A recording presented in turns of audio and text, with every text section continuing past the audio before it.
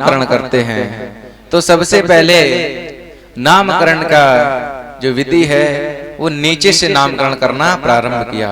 सबसे पहले सबसे छोटे वाले भाई का, फिर उनसे बड़े, फिर उनसे बड़े, फिर श्री रामचंद्र जी का गुरुदेव भगवान नामकरण करते हैं कि सबसे पहले हम नीचे की तरफ से शुरुआत करेंगे। श्री राम तत्व को पाने के लिए हमें सबसे छोटे अनुज श्री शत्रुघ्न जी का आश्रय लेना पड़ेगा, क्योंकि जो हमारे मन में शत्रु भरे पड़े हैं, जब हम शत्रुघ्न भगवान की भक्ति करेंगे, पूजा करेंगे, तो हमारे जो मन में जो शत्रु भरे हुए हैं ये नष्ट हो जाएंगे। कौन कौन से शत्रु हैं? काम, क्रोध, लोभ, मोह, मद और मात्सर्य।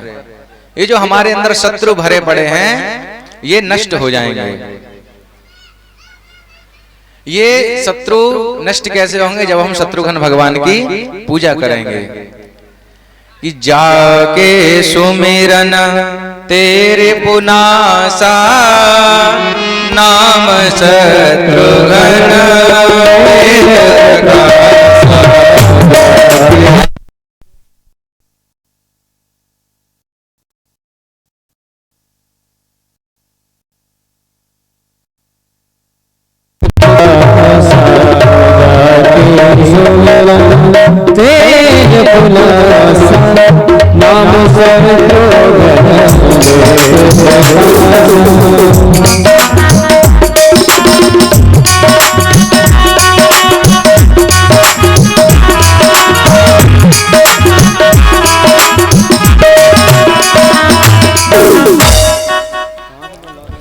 कि जिनका स्मरण करने मात्र से शत्रुओं का नाश हो जाए वे शत्रुघ्न।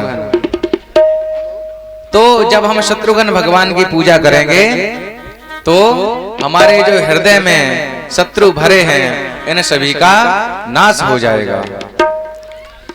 जब हम शत्रुघ्न भगवान की पूजा प्रारंभ कर देंगे और शत्रुघ्न भगवान की पूजा जब हम करेंगे तो शत्रुओं का नाश हो जाएगा, क्योंकि जब तक हमारे हृदय में शत्रु भरे रहेंगे तब तक हमारे हृदय में श्री रामचंद्र जी विराजमान नहीं होंगे।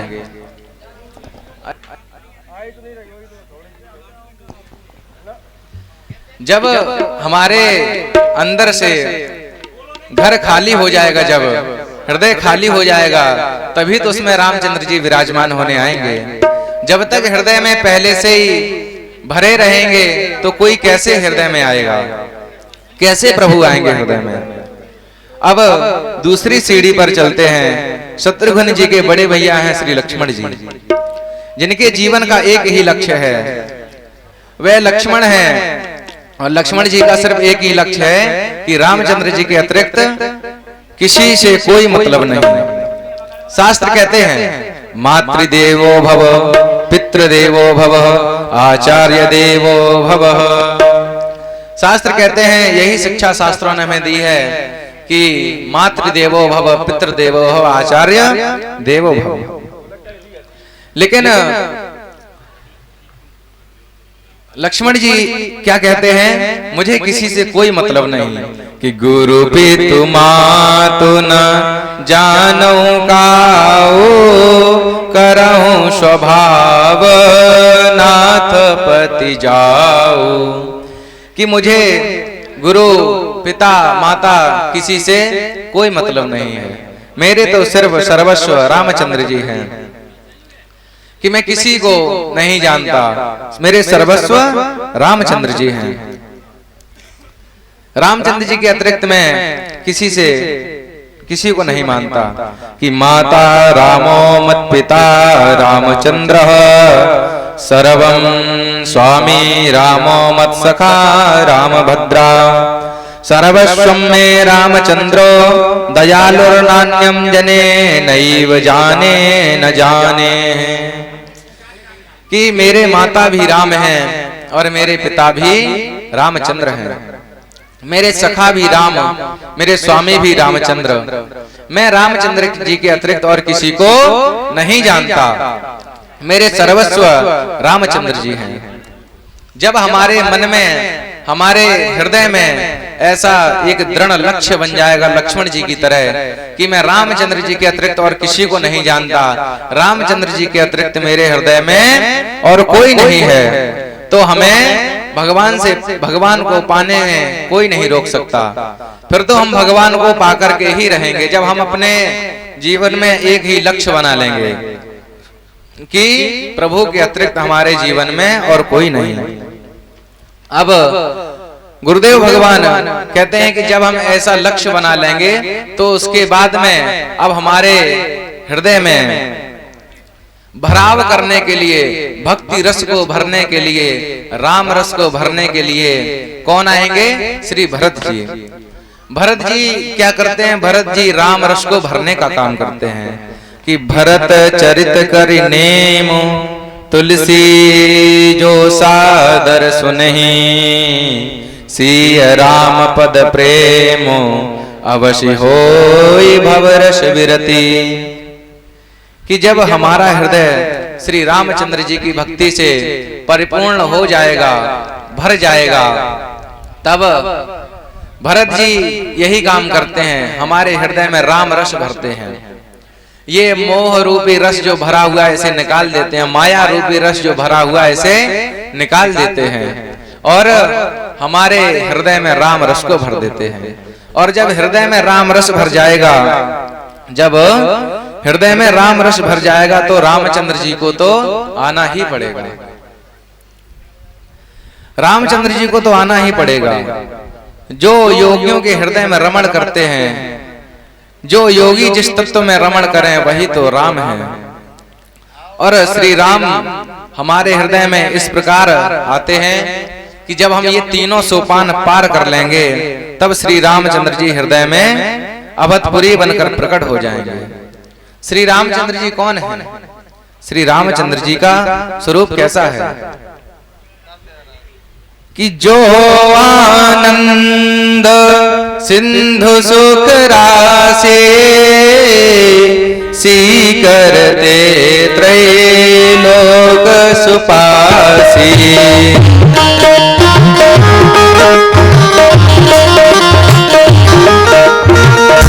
जो आनंद सिंधु सुख राशि,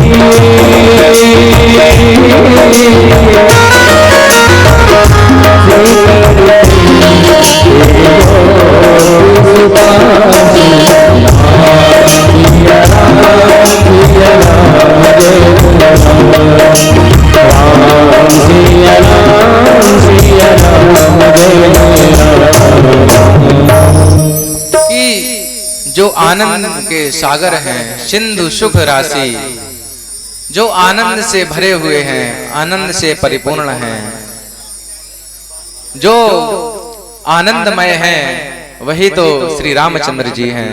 और जब आनंद ही हमारे हृदय में आ जाएंगे तो हमें ये बाहर की जो ये विषयानंद है ये हमें नहीं सताएगा। आनंद ही जब हमारे हृदय में आ जाएगा तो गुरुदेव भगवान सभी चारों भ्राताओं का नामकरण कर रहे हैं। और जब सभी का नामकरण कर देते हैं तो अब सुखदेव जी महाराज कहते हैं, राजन परीक्षित, अब आपने सूर्यवंश की कथा श्रवण कर ली है, अब आइए चंद्रवंश की पुण्यमयी कथा का श्रवण करें। चंद्रवंश की कथा का श्रवण करें।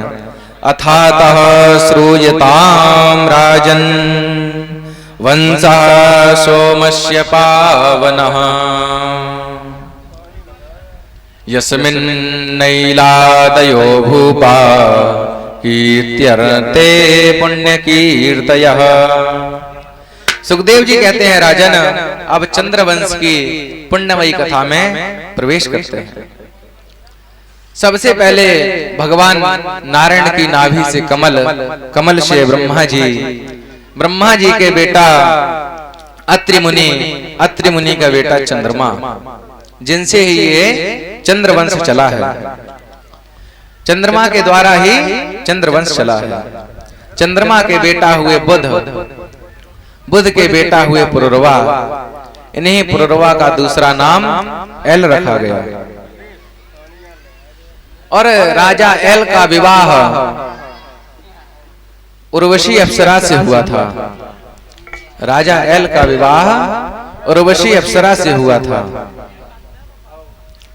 और इनके पुत्र थे आयु, सत्यायु, सत्यायु, रय, जय, विजय आदि इनके 6 बेटा थे। 6 पुत्र हुए इनको। इन्हीं के प्रतापी वंश में आगे चलकर महाराज नहुस का जन्म हुआ।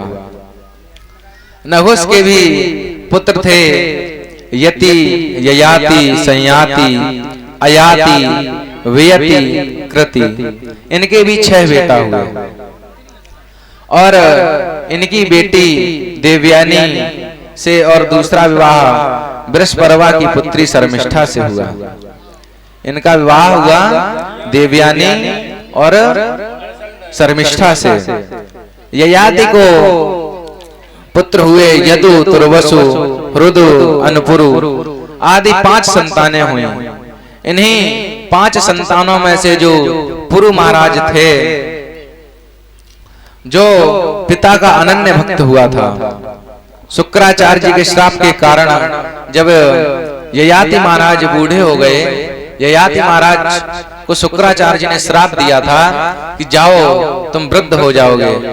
तब ययाति महाराज बोले कि प्रभु आपको संसारिक लोग क्या कहेंगे, आपने अपनी पुत्री का विवाह हमसे किया है, हमारे साथ किया है, तो संसारिक लोग आपसे क्या कहेंगे कि एक बूढ़े के साथ अपनी पुत्री का विवाह कर दिया। बताओ सांसारिक लोग आपसे क्या कहेंगे। तो शुक्राचार्य जी कहते हैं श्राप तो हो गया, अब इसे वापस नहीं ले सकते, लेकिन इसमें हम सुधार ये कर रहे हैं कि यदि कोई अपनी आयु तुम्हें दे दे, अपनी युवावस्था तुम्हें दे दे और तुम्हारी युवावस्था स्वयं ले ले, तो ये इसका बदल सकते हैं ऐसे। तो ययाति महाराज जब वृद्ध अवस्था में पहुंचे तो पुरु महाराज ने उनकी वृद्धावस्था अपने ऊपर धारण कर ली और अपनी युवावस्था अपने पिता को दे दी।